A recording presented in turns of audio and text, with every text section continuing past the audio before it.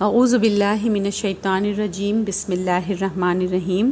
دورہ قرآن میں آج قرآن کا 20واں جز، سورۃ القصص، آیت نمبر 1 سے آیت نمبر 46 میں موسیٰ علیہ السلام کا پورا قصہ بیان ہوا، پیدائش سے لے کر نبوت ملنے تک۔ موسیٰ علیہ السلام بنی اسرائیل کے ایک گھرانے میں پیدا ہوئے جو کہ مصریوں کی غلام قوم تھی۔ اللہ کی تدبیر سے آپ فرعون کے محل میں پہنچائے گئے جہاں شہزادوں کی طرح ان کی پرورش ہوئی۔ اگر موسیٰ علیہ السلام اپنے گھر ہی میں پروان چڑھتے تو آپ کی شخصیت دبی ہوئی اور کمزور ہوتی، کیونکہ آپ کا خاندان ایک غلام قوم سے تعلق رکھتا تھا، مگر یہ اللہ کی پلاننگ تھی کہ موسیٰ علیہ السلام کو نبوت عطا فرمائے اور ایک لیڈر بنائے جن کی قیادت میں بنی اسرائیل کو فرعونیوں کے ظلم و ستم سے نجات ملے۔ آپ کو دودھ آپ کی ماں ہی نے پلایا، اس لیے موسیٰ اپنی تاریخ سے واقف ہوں گے۔ ایک غلام قوم کے فرد کے شہزادے کی حیثیت سے پرورش نے موسیٰ علیہ السلام کی شخصیت کو متناسب کر دیا اور آپ عاجزی اور خود اعتمادی کا بہترین امتزاج بن کر جوان ہوئے۔ جوان ہونے پر اللہ نے آپ کو علم و حکمت سے نوازا۔ موسیٰ علیہ السلام کی طبیعت میں ہمدردی کوٹ کوٹ کر بھری تھی، خاص طور پر کمزور اور مظلوم طبقات کے لیے۔ اسی وجہ سے آپ نے ہم قوم بنی اسرائیلی کی مدد کی، جس کے نتیجے میں آپ سے نادانستگی میں ایک قتل ہو گیا۔ آپ نے فوراً معافی مانگی اور اللہ نے معاف فرمایا۔ اگلے دن وہی شخص پھر کسی سے جھگڑ رہا تھا، مگر موسیٰ علیہ السلام نے روکنے کی کوشش کی اور اس نے قتل کا بھانڈا پھوڑ دیا۔ موسیٰ علیہ السلام کو معلوم تھا کہ انہیں فرعون کی عدالت سے انصاف نہ ملے گا کہ آپ غلام قوم سے تھے اور مصر کے اکابر بڑے سنگ دل تھے، اس وجہ سے آپ فرار ہو کر مدین چلے گئے۔ مدین میں پانی کے کنارے موسیٰ علیہ السلام کو 2 لڑکیاں نظر آئیں جو اپنی بکریوں کو پانی پلانے کے لیے کھڑی تھیں اور بھیڑ کی وجہ سے پیچھے تھیں۔ موسیٰ علیہ السلام فوراً ان کی مدد کو بڑھے اور ان کے گلے کو پانی پلایا۔ یہ اس کے بعد کہ ایک شخص کی مدد کرنے کی وجہ سے آپ بے گھر ہوئے تھے، اس سے ان کی ہمدردی اور خلوص کا اندازہ ہوتا ہے۔ آپ نے لڑکیوں سے کوئی معاوضہ یا مدد نہ طلب کی، بلکہ اللہ کو مدد کے لیے پکارا اور یہ خوبصورت دعا مانگی، رب انی لما انزلت الی من خیر فقیر، کہ تو اس نے ان دونوں کی خاطر پانی پلایا، پھر سائے کی طرف ہٹ گیا، دعا کی، اے میرے رب جو خیر بھی اس وقت تو میرے لیے اتارے، میں اس کا حاجت مند ہوں۔ اس طرح وہ شعیب علیہ السلام کے پاس پہنچے، ان کی بیٹی سے شادی ہوئی اور کئی سال ان کے ریوڑ چرائے۔ جب مدت پوری ہونے کے بعد مدین سے واپس ہوئے تو ایک آگ دیکھی اور وہاں پہنچنے پر نبوت اور معجزے سے نوازے گئے۔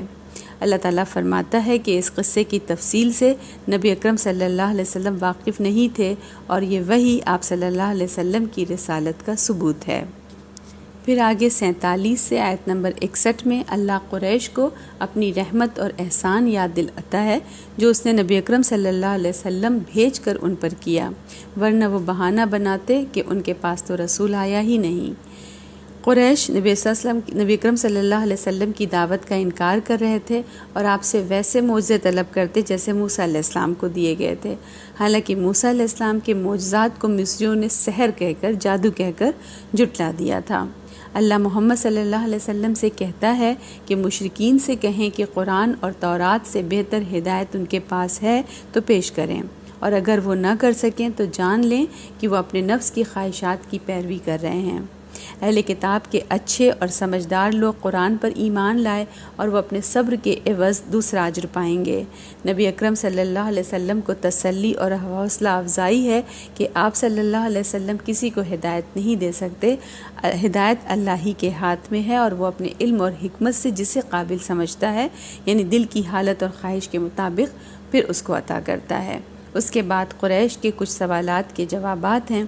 پھر آیت نمبر 62 سے آیت نمبر 75 میں شرک کی نفی کرتے ہوئے انہیں بتایا گیا کہ ان کے خود ساختہ معبود انہیں آخرت میں بے سہارا چھوڑ دیں گے۔ لیڈر اور پیروکار دونوں خود عذاب سے بچنے کے لیے ایک دوسرے کو پھر لعنت ملامت کریں گے۔ اللہ کے علم کی وسعت کا بیان اور توحید کی پھر نشانیاں بیان ہوئیں۔ آیت نمبر 76 سے آیت نمبر 84 میں قارون کا واقعہ سنایا جو بنی اسرائیل کا امیر ترین فرد تھا۔ وہ بہت مغرور اور متکبر تھا اور دولت کو اللہ کی رضا حاصل کرنے کے لیے خرچ نہیں کیا اس کا خیال تھا کہ اس کی امارت یعنی اس کی مالداری کی وجہ اس کا علم اور کوشش ہے، اور یہ اللہ کا کرم نہیں، اکثر تکبر کی یہی وجہ ہوتی ہے۔ اللہ نے اس کو اس کی دولت سمیت زمین میں پھر دھسا دیا، اور رزق کی تنگی اور فراخی اللہ کے ہاتھ میں ہے جو وہ اپنی حکمت سے تقسیم فرماتا ہے۔ اللہ کے نزدیک فلاح وہ پائیں گے جو بڑائی کی ہوس نہیں کرتے اور فساد نہیں پھیلاتے۔ پھر آیت نمبر 85 سے آیت نمبر 88 آخر میں نبی اکرم صلی اللہ علیہ وسلم کی حوصلہ افزائی ہے کہ جس اللہ نے آپ پر یہ قرآن نازل کیا ہے وہ آپ کو فتح مند بھی بس آپ صلی اللہ علیہ وسلم ہمیشہ اللہ جو زندہ اور قائم اور سبحانہ تعالیٰ ہے اس کو تھام کر اپنا پیغام پہنچاتے رہیں۔ سورۃ العنکبوت شروع ہوتی ہے۔ آیت نمبر 1 سے آیت نمبر 13 اللہ مسلمانوں کو سمجھاتا ہے کہ یہ اس کی سنت ہے کہ لوگوں کو آزمائے، کوئی شخص بھی صرف زبانی کلامی ایمان کی وجہ سے بخشا نہ جائے گا۔ آزمائشیں اور مصیبتیں مومنوں اور منافقوں میں فرق کا باعث ہوتی ہیں۔ کافر اللہ کو ہرا نہیں سکتے، وہ انہیں مقرر وقت پر پکڑ لے گا، ابھی وہ انہیں مہلت دے رہا ہے۔ جو لوگ اللہ کے لیے جد و جہد کریں گے اپنا ہی بھلا کریں گے۔ اس وقت بہت سے نوجوان صحابہ کے والدین ان کو دین سے پھیرنے کی کوشش کر رہے تھے، یہ کہہ کر کہ والدین کی اطاعت لازمی ہے۔ اللہ تعالیٰ فرماتا ہے گو والدین کے انسان پر سب سے زیادہ حقوق ہیں، لیکن وہ اولاد کو غلط راہ پر لے جانے کا حق نہیں رکھتے۔ نوجوان والدین سے بہت اچھا برتاؤ کریں مگر جب وہ شرک کی دعوت دیں بغیر دلیل کے تو نہ مانیں، کیونکہ ماں باپ انہیں آخرت میں عذاب سے نہ بچائیں گے۔ اگر والدین نے اولاد کو گمراہ کیا تو وہ اس کا بوجھ خود اٹھائیں گے۔ آیت نمبر 14 سے آیت نمبر 40 رسولوں کے قصوں سے ثابت کیا گیا کہ لوگوں کو ایمان کی خاطر بہت آزمائشوں سے گزرنا پڑتا ہے۔ نوح علیہ السلام نے 950 سال دعوت دی اور تھوڑے ہی لوگ ایمان لائے، کوئی کسی کا بوجھ نہ اٹھائے گا۔ لوط علیہ السلام اپنی بیوی کو نہ بچا سکے، ہر جان اپنا بوجھ خود اٹھائے گی۔ وہ لوگ اور لیڈر جو لوگوں پر ظلم کرتے ہیں ان کو مہلت ملتی ہے اور پھر سخت عذاب میں پکڑ ہوتی ہے۔ پھر آگے آیت نمبر 41 سے آیت نمبر 68 ہے، جس میں جھوٹے معبودوں کی مثال مکڑی کے جالے سے دی گئی جو بہت خوبصورتی سے بنا ہوتا ہے مگر ایک پھونک بھی برداشت نہیں کر سکتا۔ مومنوں کو قرآن سننے اور نماز قائم رکھنے کا حکم ہے، کیونکہ نماز غلط اور فحش کاموں سے بچاتی ہے، اس لیے کہ اللہ کی بندگی کا عہد اس میں بار بار ہم دہراتے ہیں۔ آیت نمبر 45 میں فرمایا وَقِمِ الصَّلَاةَ إِنَّ الصَّلَاةَ تَنْهَىٰ عَنِ الْفَحْشَاءِ وَالْمُنکَرِ کہ نماز کا اہتمام کرو، بے شک نماز بے حیائی اور منکر سے روکتی ہے۔ پھر آگے مسلمانوں کو اہل کتاب کو خلوص اور حکمت سے دعوت دینے کی تاکید۔ نبی اکرم صلی اللہ علیہ وسلم کی پھر آگے رسالت کے کچھ دلائل ہیں۔ مظلوم مسلمانوں کو ہجرت کی ترغیب، بے خوف و خطر کے موت تو اپنے وقت مقرر پر ہی آئے گی۔ اللہ صبر اور توکل کرنے والوں کو نوازے گا۔ اللہ تمام چیزوں کو رزق پہنچا رہا ہے جن کو ہم جانتے بھی نہیں، تو مومنوں کو اس پر مکمل بھروسہ ہونا چاہیے۔ آخری آیت میں مومنین کو بشارت ہے۔